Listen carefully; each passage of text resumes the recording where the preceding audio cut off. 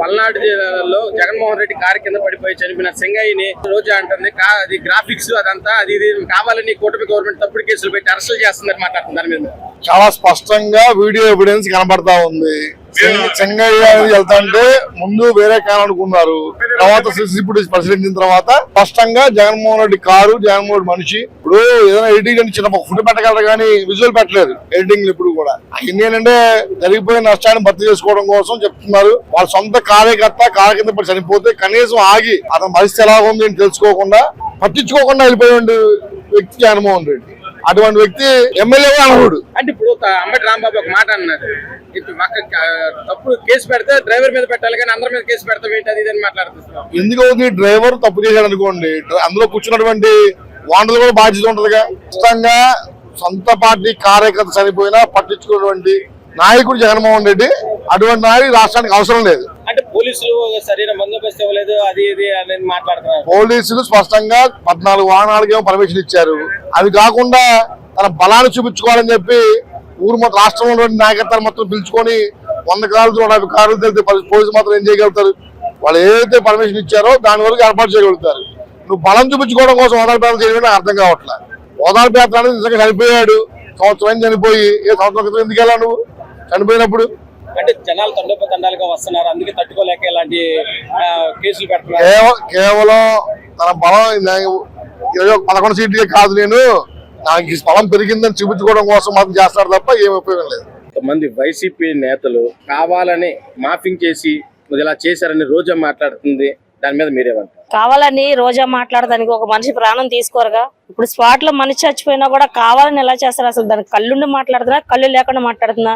దానికి బుద్ధి జ్ఞానం శాంతం చిప్పుపోయింది. దానికి పోయి అది ఏం మాట్లాడుతుందో దానికి అర్థం కావట్లా. బాగా వైసీపీ అధికారంలో ఉన్నంత కాలము డబ్బులు విచ్చలవిడిగా దోసుకొని పేద ప్రజల సొమ్ము పందికొక్కలాగా తిరిగి అడ్డంగా బలిసి వాళ్ళ రోజున ఒక మనిషి ప్రాణం పోయినా సరే మానవత్వం లేకుండా నీచంగా మాట్లాడే ఆ నీచాతి కుక్కని చెప్పు తీసుకొని ఆంధ్ర రాష్ట్ర ప్రజలు ఇంకా కొడతారనమాట. మాఫింగ్ చేసి చంద్రబాబు గారు, లోకేష్ గారు మాఫింగ్ చేయడానికి వీళ్ళకిలాగా నీచమైన రాజకీయం, కుళ్ళు రాజకీయం, మర్డర్ల రాజకీయము, మనుషుల ప్రాణాలు చెలగాటం పెట్టి ఆడే రాజకీయం, నీచమైన రాజకీయ నాయకుడు ఎవడైనా ఉన్నాయంటే అది వైసీపీ కార్యకర్తలని నిర్దాక్షిణంగా ఆంధ్ర రాష్ట్ర ప్రజలందరూ చెప్తారు కూడా. అంటే ఇప్పుడు అంబటి రాంబాబు ఒక మాట అంటే డ్రైవర్ గుద్దాడు కాబట్టి డ్రైవర్ మీద కేసు పెట్టాలి కానీ అందరి మీద జగన్ గారి మీద కావాలని కేసు బనాయిస్తున్నారు అది ఇదని మాట్లాడుతున్నారు. జగన్ గారి మీద కావాలని కేసు ఎందుకు పెడతారు? ఇప్పుడు ఒక కేసులో 4-5 ఉన్నప్పుడు 4 ఇరికిస్తారు, ఒక్కనే పెట్టారుగా. ఇప్పుడు ఒకడు దొంగతనం చేస్తారు, వారితో పాటు 4 వెళ్ళినప్పుడు 4 పెడుతున్నారు. ఒక్కనే పెట్టచ్చు కదా, పొడిచిన ఒక్కనే పెట్టాలి కదా.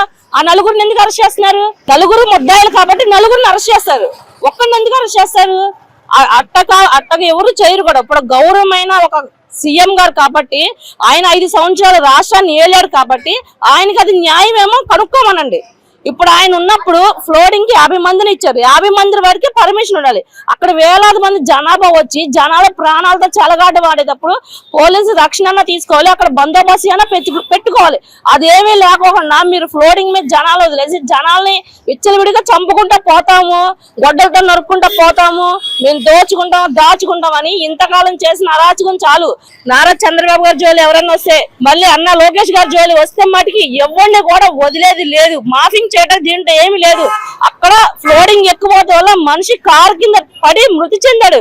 అది కళ్ళు తెలుసుకొని చూడమను. వైసీపీ కార్యకర్తలు ఎవరైతే ఉన్నాడో పెద్ద నాయకులు అని చెప్పుకునే వాళ్ళు అటువంటి దారుణాలు జరగకోకుండా జనాల ప్రాణాలతో చలగాటం ఆడుకోకుండా జాగ్రత్తగా బతకాలి. జగన్మోహన్ రెడ్డికి కొంచెం చెప్పారంట ఇలాగా కార్ కింద పడ్డాడంటే ఆయన పరామర్శించుకోవడం కరెక్టేనంటారు. అసలు ఆయన ఎవరిని పరామర్శించాడండి? ఎక్కడ చావుకి వెళ్ళినా ముఖంలో స్మైల్ ఒకటి ఇస్తాడు. ఎక్కడైనా చూడండి, సొంత బాబాయ్ చచ్చిపోతేనే అవుతాడు. ఎక్కడ మొన్న మన దేశం కోసం ఒక మనిషి ప్రాణం వదిలేసి ఆ ప్రాణాల కాడికి వెళ్ళి కూడా నవ్వుతున్నాడు.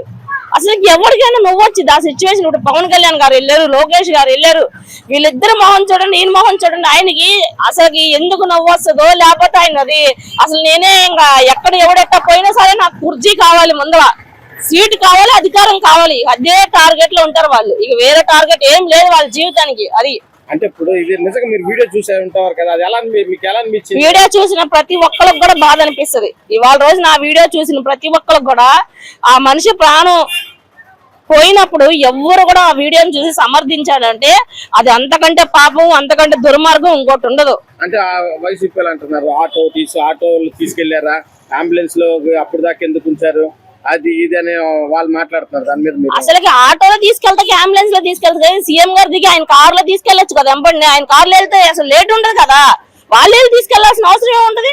ఒక మనిషి ప్రాణం కంటే సీఎం ప్రాణాలు ఎవరు తీశారు కదా. అక్కడ ఆయనకి భద్రత ఉంటారు, ఆయన బాడీ గార్డులు వీళ్ళందరూ ఉంటారు, అక్కడ పోలీసు వాళ్ళు ఉంటారు, ఒక రక్షణ అనేది ఉంటది.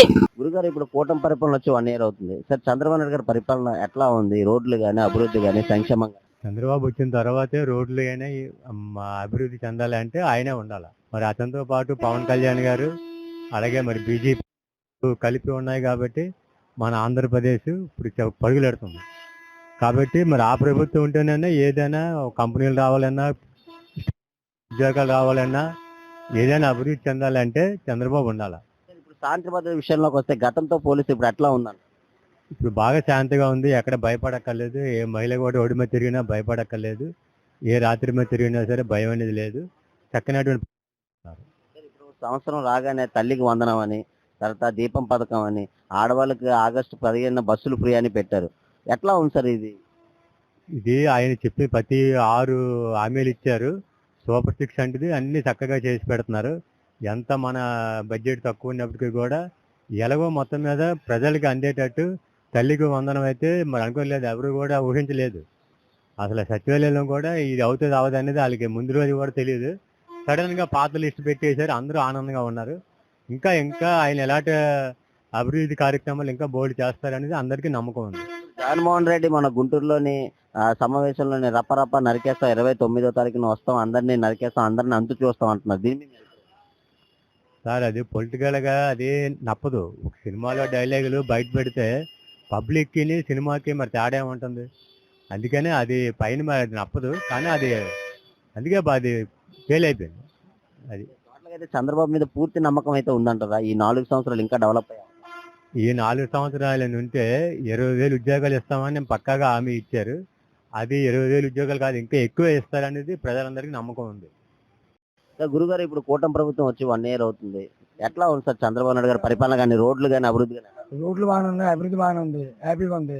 చాలా ప్రజలు కూడా ఇదే ఉన్నారు, సంతోషంగా ఉన్నారు, బాగానే ఉన్నారు, హ్యాపీ, అందరూ బాగా ఇచ్చేసారు. గతంలో చూసినట్లయితే ఇప్పుడు మార్పు ఏమైనా కనపడ్డారు? కొద్ది మార్పు కనబడింది సార్. ఆయనకి ఈయనకి ఎడ్యుకేషన్ బాగానే ఉంటుంది సార్. ఈయన ఎడ్యుకేషన్ మనుషులు బాగా నేర్చుకుంటాడు, బాగా పని చెప్తాడు, ఆయన పని చెప్పాడు సార్. ఆయనకి ఈయనకి కొద్ది డిఫరెన్స్ ఉంటుంది. మళ్ళీ ఇప్పుడు మనం చూసిన గుంటూరులో అయితే ఒక కార్యక్రమం జరిగింది. మళ్ళీ మేము 2029లో వచ్చి రప్ప నరికేస్తాము, చంపేస్తాం అంటున్నారు. దీని మీద అది భ్రమ, అది ఎవరు చేయలేడు దాన్ని. అది అప్పుడు అదృష్టం. అది పకటకాలకు అంటున్నాడు ఆయన పకటకాలకు అంటున్నాడు ఆయన.